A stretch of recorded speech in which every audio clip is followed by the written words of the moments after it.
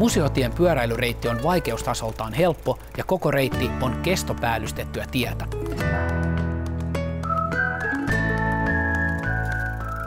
Museotien pyöräilyreitti alkaa Haminan historiallisesta keskustasta ja kulkee rannikkoa mukaillen aina Virolahdelle saakka.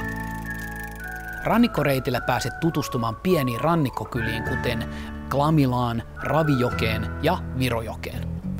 Ravijoelle saavuttaessa pyöräreitti kulkee viime sotien aikaisen puolustuslinjan läpi ja aivan reitin vieressä on 2 kallioon louhittua tunnelia, joihin kannattaa käydä tutustumassa.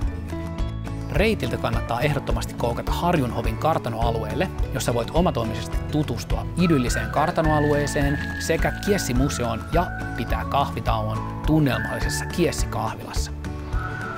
Pyöräilyreitti kulkee Virojoen keskustan läpi, josta löytyy ravintola- ja kahvilapalveluita sekä ruokakauppa. Virojoki on oiva paikka pysähtyä levähdystauolle ja nauttia kauniista jokimaisemasta.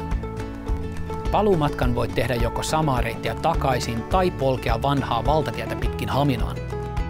Valtatien varrelle jää Virolahden bunkkerimuseo, jossa voit tutustua sotahistoriaan ja Salpalinjan rakentamisen vaiheisiin.